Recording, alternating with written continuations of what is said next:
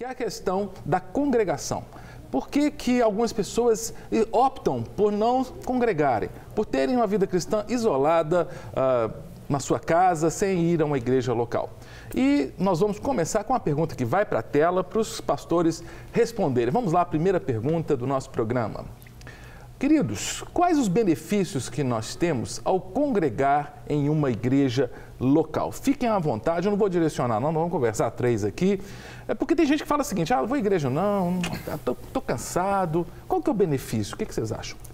O benefício é o maior possível, pois nós pegando a carta do escritor aos Hebreus, capítulo 10, ele vai dizer justamente isso.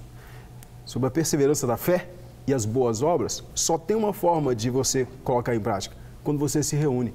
E ele vai dizer assim, olha, não obstante nós temos o livre acesso ao Pai, através da sua carne, que foi o véu rasgado, e começa o texto dessa forma, mas deixar de congregar, não faça isso como muitos, porque senão não vamos ter como ajudar os outros para praticar o foco principal, que é as boas obras. Ô Robinho, assim, além de ter servido exército na época do Robinho, eu tive o privilégio de quase ovelha do Robinho, não. Porque eu congreguei, eu aceitei a Cristo na mesma igreja que o Robinho, o pai do Robinho também era da igreja, pastor Eli, toda a família do Robinho. Robinho, era tão bom, eu confesso a você que uma coisa que me atraiu para Cristo foi a possibilidade de congregar com gente que amava Jesus. Esse é um fator importante, né? Não tem dúvida. O congregar faz muito sentido para o aspecto da comuna, da comunhão, de andar juntos, né? Mas hoje eu vou complicar. Antes de andar para o ponto positivo, eu vou complicar um pouco. Eu falo assim, hoje nós temos cultos ao vivo. Nós temos os estudos bíblicos, todos eles em AD. Você faz tudo rádio, em casa, ou pelo rádio, ou pela televisão.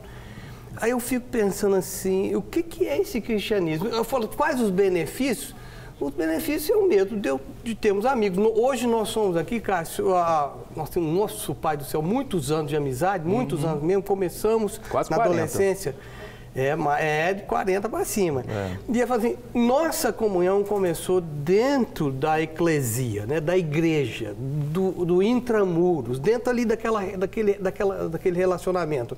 E nós, como adolescentes, criamos esses vínculos. Foi tão bom. Talvez o... Físicos, né, Robin? Físico. Pessoal, toque. Daquela coisa de sairmos juntos. Mas sabe o que está acontecendo, o pastor Sóstenes? O Robinho não sabe. Minha casa é perto da igreja do Robinho. É verdade. Ele falou assim, não, mas você mora pro lado de cá, porque eu morava aqui na região. Para quem não é de Belo Horizonte, a igreja... A Rede Super fica na região da Pampulha. E a igreja que eu era pastor, até o mês passado, é na Pampulha. Mas eu mudei para o outro lado da cidade, pertinho da igreja do Robinho. Né? E ele falou assim, não, mas... e a gente deixou a igreja exatamente por isso. Deixou a igreja assim, nós passamos longe, né? a liderança para um novo casal, porque estava longe. Sim. Cara, como é que você pastoreia a igreja? Como é que você faz parte de uma igreja se você não convive? Quer dizer, eu pelo menos eu entendo assim, que sem convivência, né, não aliás, não dá. A própria igreja, a eclésia, ela é o corpo. E tem como nós colocar a perna no lugar, o braço no lugar, o pé no outro? Não tem. E eu fico no Salmo 133, como vocês colocaram aqui desde o início dessa amizade, dessa comunhão, é que ele vai dizer, só tem bênção, só tem vida onde há unidade. Não, e é interessante conviver, porque eu estou falando do Robinho, é engraçado, porque assim, a gente tem uma amizade, né? Eu preguei no último aniversário do Robinho, ou penúltimo, não sei, no último na igreja dele. Sabe, Robinho, não sei se você lembra, nós fizemos remo junto, lembra disso? Lembro, é claro. Nós tínhamos equipe de remo, adivinha, na Lagoa da Pampulha. Suja que dói.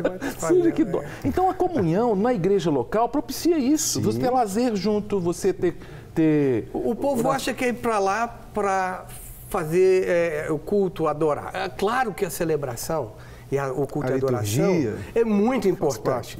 Mas é mais do que isso. É mais do que aquela hora e meia que a gente está ali. É mais do que isso. Nós vamos desenvolvendo relacionamentos. Você falou bem, a analogia bíblica de igreja é corpo, é árvore, é edifício.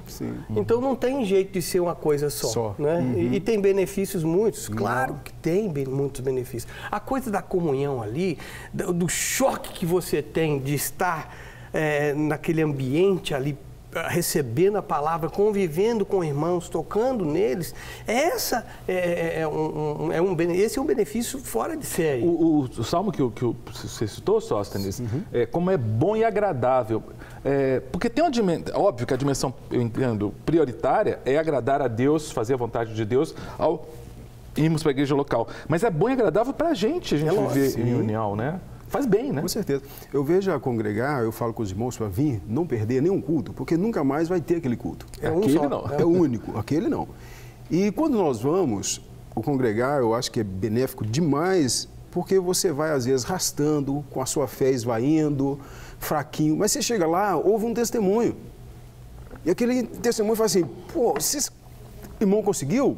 Deus fala com você assim, você também pode, você sai dali fortalecido. Quantas vezes eu como pastor, eu tenho que admitir Sim, isso. nós como às vezes pastores, eu fui cansado. Claro. Lógico. E chega na igreja, isso que você... Cara, é impressionante. Verdade. Comentei isso ontem, quando eu estava fazendo uma visita a uma senhora, e falei com ela, de vez em quando ela falou assim, de vez em quando eu fico desanimado de ir, aquela coisa, eu falei assim, olha para mim como pastor, eu tenho que estar todo dia, e ainda fazendo visita. Sabe qual que é o benefício disso? Que cada passo que eu dou, eu sou fortalecido. A cada casa que eu chego, como estou aqui na casa da senhora, eu sou fortalecido. Isso é comunhão, isso é congregar, não é? Então eu deixo aí, deixa já, não deixe de congregar, como diz o escritor aos Hebreus, jamais, principalmente que vai chegando os últimos dias, né, que nós estamos vivendo. Agora, tem uma questão que não quer calar, e muita gente tem essa crítica, dos problemas que as igrejas têm. Coloca na tela para a gente a pergunta, para os pastores aqui me ajudarem a responder. Por que devo frequentar uma igreja se há tantos problemas nela? Porque, gente, o que a gente ouve, né, muita crítica. O pastor é isso, aquele irmão é aquilo, aquela irmã faz aquilo errado. E aí começa crítica, a pessoa fala assim, não vou na igreja porque lá só tem pecador, só tem problema. Verdade. Por que eu devo frequentar se há tantos problemas na igreja? A analogia, né, como foi colocado aqui pelo pastor Robin, a igreja como corpo, a igreja como árvore, como edifício, e também como família, a qual o Pai se revela como o Pai da eternidade. E eu pergunto, qual família que não tem uma adversidade? Qual família que os filhos são a mesma coisa, pensam a mesma coisa? Não existe, né? Então a família de Cristo também vai ter as adversidades, vai ter as diferenças de pensamentos, de todos os âmbitos, né, da vida, mas uma coisa o foco do congregar, de nós estarmos juntos, é ajudar o outro, fortalecer o outro para nós cumprimos a missão que é as boas obras. Nós estamos falando dentro desse viés da comunhão entre irmãos. Mas o congregar também, acrescentando o que você está falando, o congregar também, ele tem o aspecto de estar do corpo de Cristo ali reunido, adorando ao Deus naquele ambiente de culto. É claro que eu posso adorar em casa, é claro que eu posso adorar no grupo pequeno, é claro que eu posso adorar no meu ambiente de trabalho, isso não é. Mas quando se congrega com o objetivo específico de adorar a Deus naquele lugar, seja ele uma quadra, seja ele um sítio, seja ele uma igreja nos estilos, nos padrões que a gente tem aí, é diferente, aquele ambiente é diferente. O abraço é diferente, o ouvir a palavra é diferente, então nós temos que pensar sobre isso. Porque aquele texto que fala como é bom e agradável viver unidos os irmãos, ali o Senhor derrama a sua bênção. Esse viver unidos os irmãos, parece que há uma bênção especial quando a igreja se reúne, é por aí.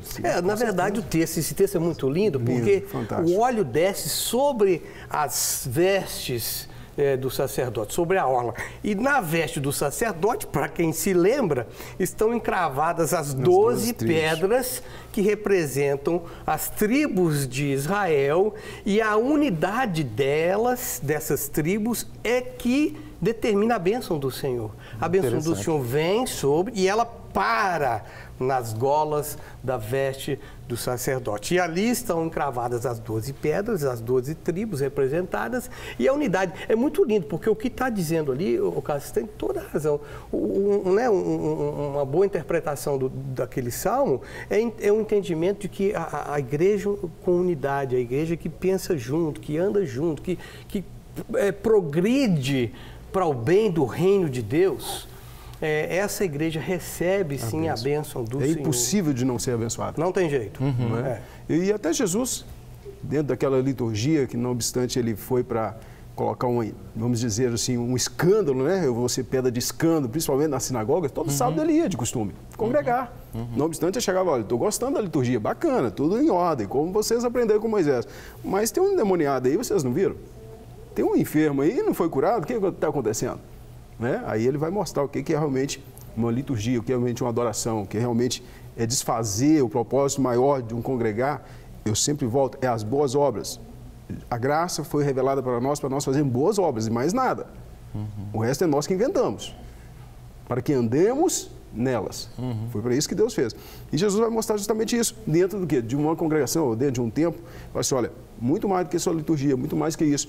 Tem uma vivência, tem uma convivência, tem uma compaixão, tem eu sentir o que o outro está sentindo. Olha essa mulher, já quantos anos que ela está olhando para o chão e vocês não veem? Vocês falam que é normal, a mulher curvada lá. Quantos anos ela estava daquela forma? E Jesus fala assim, como assim? Ela precisa de sentar como nós, ela precisa de comungar como nós, sentar à mesa como nós. Não, mas é assim mesmo, nasceu assim, já tem muito tempo que está assim. Não. Quando Jesus chega, o negócio tem que ser diferente. Né? Você sabe, Robinho, ou pastor Sócene, o Código de Área 98, vamos lá. Bate-papo também, a cultura, sempre fui... Ô, gente, manda o nome, manda a cidade, 98, esse eu não sei, 98. Não. Ô, produção, tenta descobrir para mim do código 98, a pessoa está mandando a mensagem, porque eu quero saber, porque é o seguinte, a pessoa fala assim, olha, eu conheço quem aceitou Jesus, mas fala que não precisa de igreja. Por exemplo, óbvio que alguém que mora no Código de Área 98, eu não sei onde é, tem que procurar congregar lá, né? Não dá para congregar na Lagoinha aqui. Porque tem gente que imagina que é possível ser membro da Lagoinha Sede, em Belo Horizonte, morando, não sei se é na Amapá. Só virtualmente, vamos dizer. Não compensa. É preciso o físico, é o toque. Inclusive, o exercício dos dons, ele vai acontecer primariamente na igreja local. É claro que ele acontece. Nós não estamos falando que a igreja local, né, que a comunidade de fé que eu frequento, que você frequenta, aquilo ali é representação da igreja como um todo. Claro que não é. Todos nós sabemos que a igreja é muito mais do que aqueles muros, aquelas paredes daquela igreja. Contudo, a igreja local, ela espelha de alguma forma muito claro esse organismo vivo que é o corpo de Cristo. E que o exercício dos dons vai acontecer de maneira primária e direta ali naquele lugar. Então não tem como. Se você não exercer os dons, você não entendeu boa parte das questões que acontecem na dimensão do corpo de Cristo, da igreja de Jesus Cristo. Não tem jeito. Eu vou pegar aqui quando Paulo instrui lá na primeira carta dele à igreja de Corinto, sobre a Santa Ceia, ele fala, o que eu recebi do Senhor, aquilo que eu também entreguei. O capítulo 11 vai apontar forçosamente para o capítulo 12, que é realmente acerca dos dons espirituais.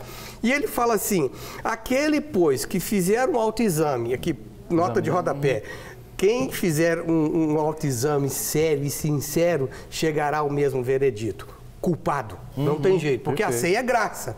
Aí ele fala assim, aquele que fizer autoexame, ele precisa, então, fazer um discernimento do corpo.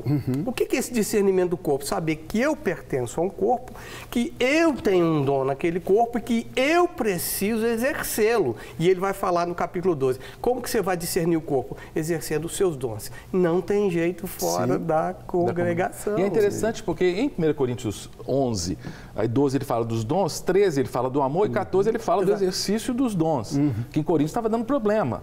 Tem muita igreja hoje também que a pessoa acaba saindo dela porque é a competição dentro da igreja, não é? Sim. Parece que em algumas igrejas locais as pessoas não querem ficar porque parece sim que tem ministérios que são mais importantes. Isso acontece, né? Todo tempo. Todo lugar. Infelizmente. A questão é nós entendermos justamente o que é fazer parte do corpo. Mesmo que eu seja o dedinho mínimo ou o dedinho do pé mínimo, que ninguém possa ver, mas eu faço parte do corpo. O problema é que todo mundo está querendo ser aquilo que não pode, cabeça. Cabeça é Cristo. Agora, não importa qual a parte que você faz parte do corpo. E se você não discernir isso, como diz o apóstolo Paulo, você vai ficar enfermo, vai ficar fraco e pode até morrer. Então, não importa qual a posição, faça a sua parte. Porque o exercício, é muito comum em algumas igrejas, infelizmente, o mau ensino de que eu devo tomar a ceia se eu estiver bem. não é? Mas as escrituras, depois checa lá, 1 Coríntios 11, 23 deve ter adiante. de 23 em diante, por volta do 26, 27 lá, que eu não estou com ele aqui, diz assim, examine-se, pois, a pessoa a si mesma, vírgula. Aí diz assim, e coma. Não se estiver bem, e coma, porque a ceia é graça.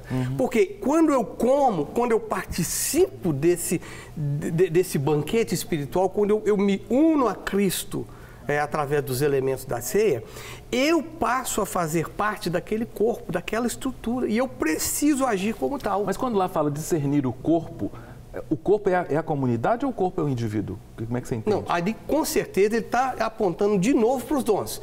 O discernir o corpo eu preciso saber que eu faço parte e que eu tenho um dom, ele é dado por Deus, é presente e eu preciso exercê-lo. Se eu não estou exercendo esse dom, que seja ou na comunidade de fé ali local, ou mesmo no corpo como mais amplo, se eu não tenho feito isso, o Sócio não lembrou bem. É enfermidade, tem problemas que vão surgir para a igreja como um todo. Ou para a pessoa também. E para a pessoa começa também. na pessoa ferindo o corpo novamente. É onde muitos fracos, enfermos e dormem. Por isso que a congregação precisa de você e nós precisamos uns dos outros para esse exercício. Sim. E quando está mal, aí que tem que ir mesmo. Aí que tem que ir. Se esforçar. É igual o doente. Quando ele está mal, ele tem que ir para onde? Para o hospital. Mas às vezes a pessoa fica assim, mas eu estou deprimido, e a pessoa vai ficar perguntando como é que eu estou. Como é que a pessoa dessa faz? Assim, porque eu até compreendo, sabe? Às vezes a pessoa está mal, está chateada, não está querendo conversar. Não é todo dia que você levanta como um sol, né? Brilhando. Que conselho vocês dão para a pessoa que não está querendo ir para a igreja porque está triste, está deprimida? Ô Cássio, eu creio o seguinte, ninguém tem que ir à igreja todo domingo, todo culto. Não tem. Eu acho que tem dia que você vai ficar em casa, tem dia que você vai sair com a sua família. Isso é uma coisa que a gente precisa lidar com essa nossa cultura latino-americana, evangélica, cristã, que está por aí. Que aquela obrigação. Se não for, vai estar em pecado e vai para o inferno. Não tem que ir. Agora, eu penso o seguinte, a pessoa que vai, quando ela não está bem, ela fala assim, eu estou indo não porque eu estou sentindo. Nós não temos que sentir nada com Deus, nós temos que obedecê-lo. Isso. E a chamada de Deus para nós, muitas vezes é com a palavra de exortação que vem no culto, é com o abraço de um irmão, é com o acolhimento naquela hora, é com o insight que vem. Então, nós às temos vezes um cântico, né? Cântico que enche a alma. Então, quer dizer, nós estamos ali em casa. É claro que Deus pode fazer isso em casa, mas eu estou falando que lá é o lugar mais apropriado, mais propício. Né? Então, se você não está bem, faz um esforço. É verdade. Eu tenho uma frase lá na igreja, o Cássio Sócio, que eu falo o seguinte, eu falo que a vida está aí para a gente viver como ela é. Então eu falo assim, trinca os dentes e encara segunda-feira. Trinca os dentes, com obediência encara segunda-feira. Então lá na igreja o pessoal fala, trinca os dentes, é para encarar segunda-feira. Segunda-feira pensa encarada. Nós estamos encarando a segunda-feira, fazendo um bate-papo aqui. Maravilha. Para receber todas as novidades do canal, inscreva-se e se curtir o vídeo, clique em gostei. Aproveite para acompanhar a Rede Super nas redes sociais.